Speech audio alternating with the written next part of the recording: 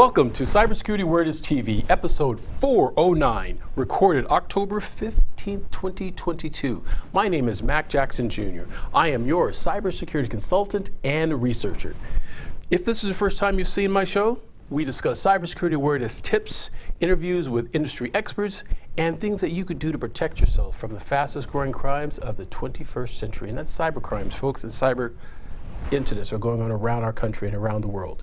I would like to thank everybody who's been a part of our show here at WWDBTV, and all of us have followed us over the years to being a part of us here and getting this information out to the public. Our listeners are all over the world, and I want to thank you again. Thank you again, folks, for being a part of our show. If you'd like to find out more about my business and what we do here, you can find me at MacJacksonJR.com. That's MacJacksonJR.com. Remember, folks, to share, like, and subscribe by hitting that notification button to keep knowing about everything that's going on about our show here. You can also support us on Patreon at patreon.com/MacJacksonJr. In today's episode, folks, we have a story for you that's absolutely fascinating and amazing. Hackers have hacked into the U.S. airports across the country, and we have breaking news about that. We're going to discuss that with you and let you know what's going on with that incident. In our second segment, we're also talking about this month, which is Cybersecurity Awareness Month, folks. Federal government has issued Cybersecurity Awareness Month. It's been going on now for a few years, almost a decade, and with this, we were talking about incidences that is, of cyber crimes, and what you could do to protect yourself from these types of security threats and risk within your organization and your business. And of course, like we do every week, we have our weekly cybersecurity protection tips, folks. In our breaking news, first segment, cyber news, folks, hackers have struck the U.S. airports, their websites. This week, the United States and other countries have had their airports attacked by a Russian hacking group called KillNet. This Russian group, KillNet, has affected these particular airports around the world, especially the ones who have assisted in helping the Ukrainian war that's going on with Russia right now. These attacks have been called DDoS, denial of service attacks. Basically, they flood the websites where they're inoperable or inaccessible to users when they're trying to access the websites, causing the websites to shut down. Now, according to cybersecurity experts and law enforcement, the hackers did not have access to any of the flight information or information about the passengers. They were just able to shut down websites where they couldn't be utilized. So, folks, this week, these dozens of airports now, they're reporting they are back online, but we'd like to show you what has happened from news stories around our country regarding this particular type of attacks. From New York, NBC News Today Show. Check this out. This morning, we're learning more about an alarming rise in cyber attacks targeting key U.S. institutions. The latest happened just yesterday when more than a dozen websites for major airports, including LAX and Atlanta's Hartsfield-Jackson, were temporarily knocked offline. Pro-Russian hackers now claiming responsibility. NBC's technology correspondent Jacob Ward joins us with the latest. It sounds kind of scary. How significant were those attacks, Jake? Well, Hoda, the good news and the bad news is basically that in this case, the good news is essentially this was an annoyance more than anything really fundamental. The more than a dozen airports that you mentioned were simply overwhelmed by traffic to their public-facing websites. They did not get inside things like air traffic control systems or the scheduling systems that would have really brought an airport to its knees. Also, only a very small number of airports were affected all told. This one, Oakland International, was not among those affected. Now, here's the bad news. The bad news is this is an increase in hostilities we are seeing here, and it seems to be coming from pro-Kremlin hackers whose point here seems to be to try to inflict pain or at least annoyance on countries that have been supportive of Ukraine. Today, they shut down a set of websites. Tomorrow, it could be something more sinister, Hoda. Yeah, I mean, that's something needs to be done, but the question is, how do you prevent these kind of attacks? Well, we know at this point that CISA, the cyber agency that coordinates the response, says that they are looking into this and assisting. The Department of Transportation did not offer comment on this particular case. You know, at this point, it's a reminder that really we are only as well protected as the least protected parts of our essential infrastructure. We've seen in recent weeks schools and regional hospitals fall prey to ransomware attacks. Those are much more serious kinds of attacks. But airports, fortunately, seem to have buttoned up a pretty good IT protocol. So it's just a reminder again, we are only as well protected as the least protected nodes. Hopefully, essential infrastructure does not come under attack from something more sinister down the line, Hoda. Yeah, all right, Jake. It's good that no flights were affected, things like that. But again, those websites. All right, thank you, Jake. Folks, the hackers continue to attack our infrastructure around the country, including airports, power grids, and banking system. These hackers are relentless. They're looking for ways to take down our society using technology against this. And we must be resilient and fight against this type of attacks. The cyber war, folks, has been in effect for years. Our U.S. team of cyber security experts working with worldwide law enforcement agencies around the world are working on offensive tactics as well. We are actually attacking back nation states and also cyber hackers that are in our country as well with these types of cyber threats. Another story I'd like to show for you from our research comes from Fox Business News, folks. Check out this story. Meanwhile, a pro-Russia hacker group has claimed responsibility for hack attacks on several U.S. airports and at least one major bank. It happened after a group called KillNet urged its followers to participate in coordinated DDoS attacks, which overwhelmed websites by flooding them with traffic. Flights were not affected, but informational services were down at major airports like LAX and Atlanta. KillNet also claims to have blocked the entire online infrastructure of JP Chase. The bank denying that, but how bad could things get if these hacks escalate? Here to discuss, founder and CEO of Trusted Sec and former White Hat hacker, my brother and name only, Dave Kennedy, is back. So Dave, tell me about KillNet and how coordinated are they with the Russian government? Yeah, thanks for having me on again, Kennedy. KillNet really started around March of 2022. They came out pro-Russian against anybody that was basically Ukrainian. They've gone against, Norway, Italy, the United States. They went after Lockheed Martin. They're really kind of a pain in the butt when it comes to who they're targeting, and they're really going after critical infrastructure, things that could cause major outages here back in the United States. The leader is called Kill Milk. We hackers use our own aliases, and those aliases are basically our names in the hacking community. And so Kill Milk is the leader of this group called KillNet that is somewhat similar to, if you're familiar with Anonymous, where they're loosely affiliated to political activism and those types of things. And they launched what are called distributed denial of service attacks, which basically are flooding the network, flooding your computers, flooding the systems so that they can't be used or are effectively shut down. It's a relatively low sophisticated attack, but definitely something that has major implications of shutting those sites down to where they can't be used. Is this a taste of things to come? And what should the U.S. government be most mindful of in terms of cybersecurity, not just for government infrastructure, but also, major corporations, major banks, airports, things like that? Yeah, so the groups like KillNet, that are more activists, usually don't have as much of an impact when it comes to targeting, large catastrophic type of breaches that we see. We saw, Anonymous take down Russian websites and things to that effect, which do have some sort of impact. The major concern is, I think everybody, when the Ukraine-Russia conflict started transpiring, everybody was expecting mass cyber war, type of attacks back here in the United States from Russia. And the truth of the matter is these types of attacks, specifically coordinated by Russia's, FSB or GRU groups or intelligence groups, take time and coordination. And you should absolutely believe that is occurring right now, and that we will see much larger attacks coming from Russia in retaliation. And it might not just be the United States, anybody that's providing assistance or alliances to Ukraine. Cyber is definitely a method that Russia will use to really blow back to us here in the United States and cause, Russia's hope is pressure politically to get us to back off. And you can absolutely be assured that that's being planned, orchestrated, executed on as we speak right now. And we should definitely be raising the bar when it comes to cybersecurity. So are we screwing with them a little bit?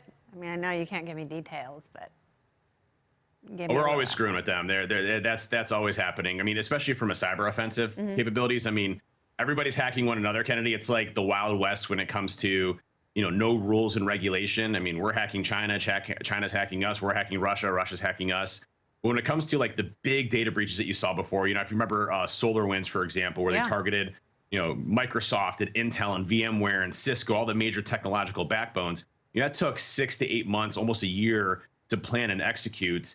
Those big breaches that we see that may have a resonating impact back here in the States just take a long time to go and plan out. And those are things that we should be definitely considering from Russia right now, and things that we need to bolster defenses for. Absolutely. Well, that's why we've got Dave Kennedy on the case. Thank you, my dear, for shedding some light on this. It all. That's right. Thank you, man. I appreciate it. Thanks, Ken. Folks, after major airports' public websites were shut down last Monday, the TSA has launched an investigation. The Russian hacking gang, Killnet, has claimed responsibility for these type of cyber attacks. There's no delays, of course, reported by the airports, which is great because of this attack, and currently they are back up and running. But it creates concern about how did this happen, and of course, these large corporations like the airports, like the major infrastructures in our country, if hackers can attack these large corporations, folks, again, think about your small mom and pop companies, how vulnerable they are. These companies can be attacked that are larger, can affect your business as well. Our story continues with our last report of the story from Florida from News KJAX. Check this one out. We just stay looking at you. Yeah, we go. So hit by hackers, TSA is investigating after the public websites of several major airports were shut down yesterday. The Russian-speaking hacking group Killnet claimed responsibility for the cyber attack. And while those sites are back up and running this morning, this certainly remains a security concern. So we have the co-founders of Online. It's a national cybersecurity business, Ben Fink and Chris Friedman, who are joining us this morning to give us a better idea of how something like this can happen and also how we all can protect ourselves, whether it be a company or even personally. Good morning. Thanks for being here. Appreciate it. Okay, so let me start first, if I could, Ben. How does something like this happen?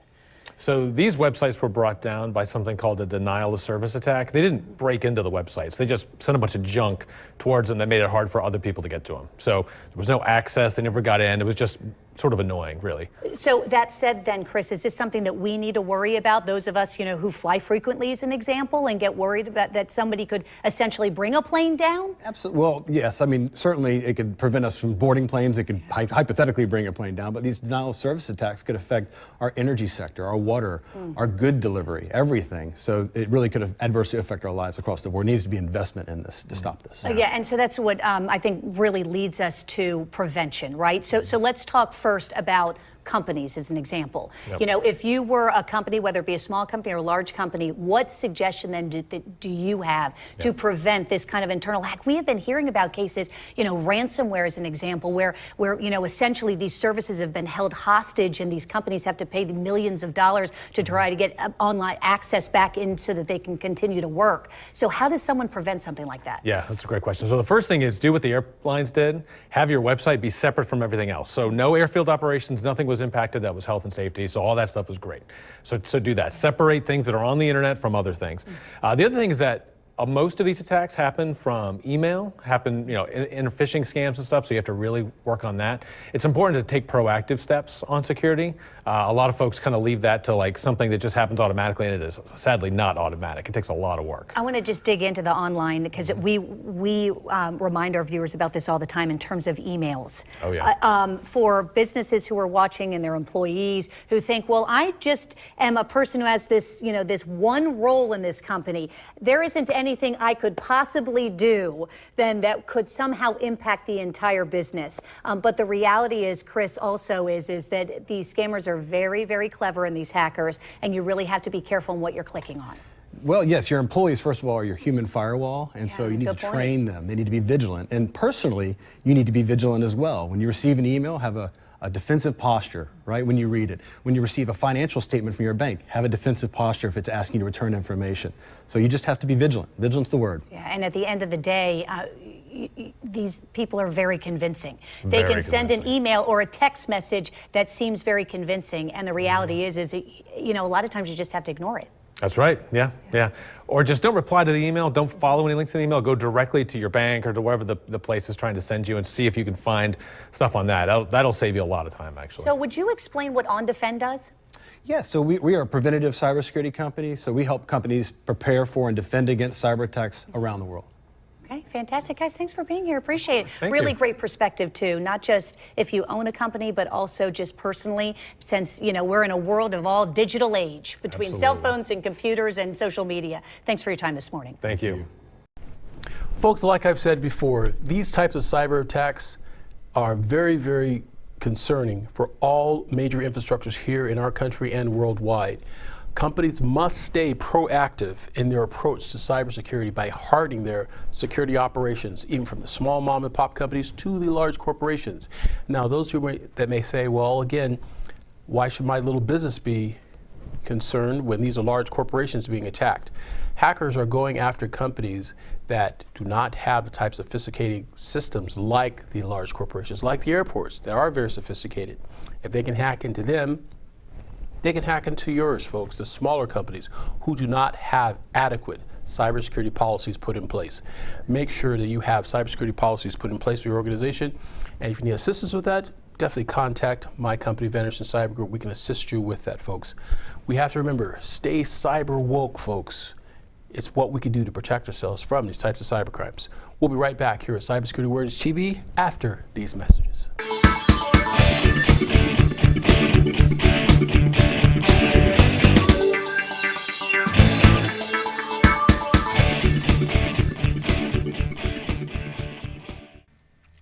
Hello, folks. This is Mac Jackson Jr. from Vanderson Cyber Group. The problem with businesses today is that they are affected by cyber attacks from around the world, but companies are not sure of what to do. Normally, they are reactive instead of proactive. But folks, cyber attacks can affect your bottom line, and it will affect you financially, legally, and your business reputation. Here at Vanderson Cyber Group, we can help you develop a policy by training your employees on what to do if they are involved in a cyber attack and how to mitigate it and fight against it. Folks, we call it here #StayCyberWoke. And that's Vanderson Cyber Group here in Las Vegas and around the world. You can reach me, folks, at VandersonCyberGroup.com or my website, MacJacksonJr.com as well. Here locally, 702-868-0808. Give us a call today, folks. We must fight back.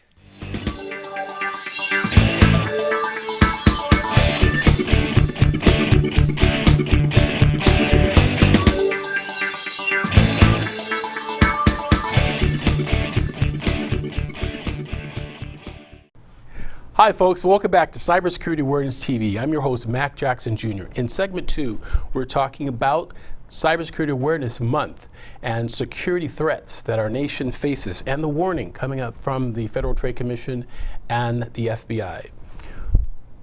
We're focusing on countless stories, folks, here in our organization, our Cybersecurity Awareness TV, about these type of hacking attacks and how prevalent these attackers are in their way of trying to exploit businesses to collect your personal data and information from your company. Now, to give you another example here, I will tell you a story how one of my clients have said to us, why is it important for our small business to have cybersecurity awareness? We have nothing that a hacker or company would want. And folks, it's information. Information about you as an individual. You may say, none of my information is worth anything. Well, it may not be just for you. It may be your vendors, your employees, and of course, all of your customers. Information and data that you collect and transmit back and forth in your daily commerce transactions. That these hackers are looking for this information that they can sell to other bad guys on the internet to create crimes. Now that can affect small businesses in several different ways. Folks, this month is Cybersecurity Awareness Week. One of the biggest things that we like to tell our clients and everyone out there, just remember to think before you click, folks. Any suspicious emails or text messages that you are unaware of, definitely investigate them before you go through and click on them. Even if you have to call the actual client or vendor back, do your due diligence first before you click on an email or a text message. I have another story for you on this particular issue I'd like to share with you. It comes from WKRN News 2. Check this story out, folks. Welcome back. It's Cybersecurity Awareness Month, and cybercrime is on the rise. Since 2016, there have been more than 4,000 ransomware attacks every day in the U.S., according to recent reports from the FBI. Robin, here now from the BBB, talk a little bit more about this. Absolutely. It's always surprising to me to hear just how often this is happening. Last year was over $7 billion lost in the U.S. That's a lot of money. It's hard to imagine. And what kind of crimes are we talking about when we say cybercrime? You know, it's everything from stealing your identity to your data to breaching your systems that then hold you for ransom. It's basically just wreaking havoc on your life. And it's normally done through a process of you feeling very familiar with the perpetrator. So is it a text that has some small amount of information about you that you're more likely to respond? Is it an email? Is it a social media post asking you information? Right. And so unfortunately, we've opened up the door for cyber attacks because it's everywhere. It can be your doorbell. It can be your baby monitor. It can be your car, because everything's running off of Bluetooth. So it makes it so easy for the bad guys to get in. These access points, I think, are what are scary, because especially if you're in your home and you're not on a device, I think your mind would say, okay, I'm safe and I'm good. Right, but again, everything in your home is, and many times even my vacuum cleaner, right? It's accessing Bluetooth. And so there's things that consumers have to really be careful of. Okay. First and foremost, your private information is everywhere, whether it's because you've posted it or whether it's through a data breach. So just because someone reaches out to you and knows this much about you, it doesn't really mean they know you. So you have to really put the caution flag up. Never has it been more important. We like to say at the BBB, before you do business with a stranger, check with a friend. Okay. So it's time to take a step back and really ensure that what you're being asked to participate in or respond to. Quite frankly, the best reply is no reply, because that protects you. Okay. But things at home that you need to be doing, go ahead and turn on that two-party authentication process. I know it's annoying. What do you mean by that? Meaning that when you log into something, is there more than one level of login? Okay. And so whether you're logging into your internet at home, whether you're logging into your laptop, whether you're logging into your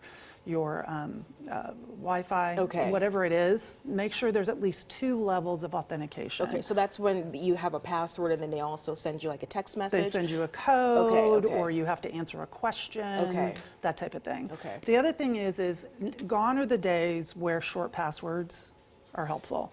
Anything less than 12 characters is going to be super easy to crack. So it's got to be a combination of numbers, letters, symbols, nothing that repeats itself. Please don't use your dog's name, your kid's name, your anniversary date. Those are all off limits. Okay, and I'm hoping people have stopped using password 1234. Oh, please, or 1111, or goodness. ABCD. Okay. Any of those easily repetitive things have to. And you know, the good news is most software will create really difficult passwords for you. Okay. But the other secret is change them often. Okay. At least once a quarter, preferably once a month. Some other things you want to be sure you're doing is make sure you're updating your software all the time, because those software companies are ensuring that their products are building in more safety nets. Right, okay. Well, lots of good advice from you, Robin, and it's always surprising to me how often this is happening, but that's why it's important to share this information with people, so thank you. Absolutely. And folks, we're going to have some more information on resources on our website as well. Just go to WKRN.com and look for the Newsmaker tab right there at the top of the page. Hi, folks. Welcome back. So I'd like to continue the story about cybersecurity threats and instances around our country by telling you about the good guys who are working to combat these types of cyber threats. In the world of cyber espionage, if you would, there are responders to these type of incidences. These are investigators and individuals who work for large corporations and for the government, and their job is to investigate any type of cyber breach or instances and make sure that it is vetted along the way, and information is reported back to law enforcement. This industry, folks, is very, very time consuming and high stress because there's not enough individuals, good guys, to help in the mitigation of these cyber threats. Did you know that our country is looking for over 800,000 people? In other words, there's 800,000 jobs, folks, that are available in the industry here in the U.S. regarding cybersecurity. These number of attacks, folks, are on the rise, and the workload for these good guys are definitely being tested to their levels, folks, that it's getting very, very stressful for them. So in other words, we need to have more educated people in the network of being good guys. I definitely put the edict out there to all of my students that are listening to me as well. And if you're interested in finding more about cybersecurity awareness, definitely contact your university and get training in cybersecurity awareness as well. Then you could be one of the good guys along with us and help combating these types of cyber threats, folks. We must stay proactive and protecting our small infrastructures as well as our large corporations. And remember, folks, the low-hanging fruit are the small individual businesses that hackers will try to attack first and exploit, and then make a lateral move to work with a larger corporation that small company is in contract with, like a subcontractor. We must stay vigilant, as we always say, stay cyber woke. We'll be right back after these messages.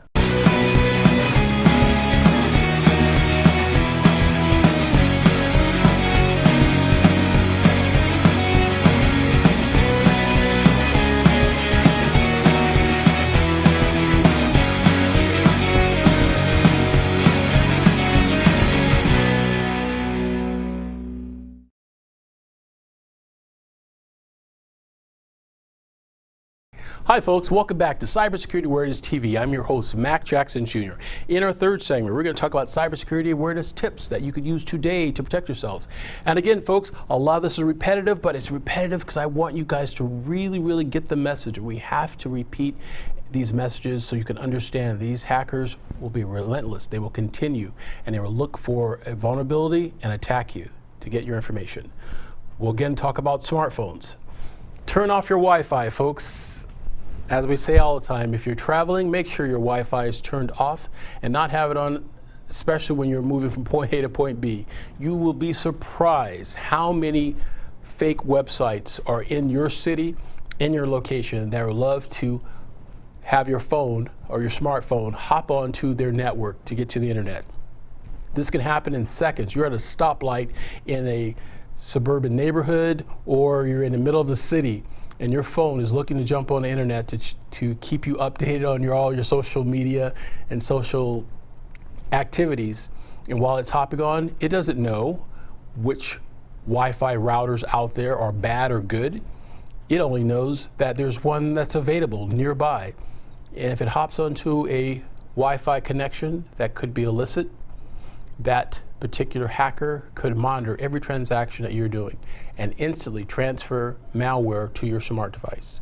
So it's important, folks, that you turn this device off on your phones. You go into settings, your network, and in Wi-Fi, and make sure it's shut off.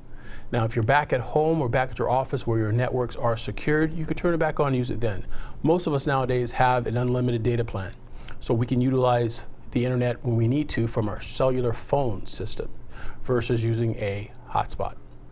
And again, if you are at a restaurant, coffee shop, or hotel room, and you need to check on important information and sensitive data, make sure you have your own hotspot with you and use a VPN, virtual private network, to protect your data when you're going out to look for information online. These are just some of the tips we have for you, folks. You can find out more by contacting my company, Vanderson Cyber Group. We can help you design policies for your company and help train all of your employees within your organization to understand their responsibility when it comes to cybersecurity awareness. And this information, folks, will harden your security operation, giving you the peace of mind to know that you've done your due diligence in protecting your customers, vendors, and information and sensitive data within your organization from these types of cyber threats and risk. Contact us today, folks, and we will help you out. That's all we have for you this week, folks. Here at Cybersecurity Awareness TV, we hope you have a great week, and we look forward to bringing you stories next week to help you prevent cyber threats. This is Mac Jackson, Cybersecurity Awareness TV. We'll see you next week. Thank you.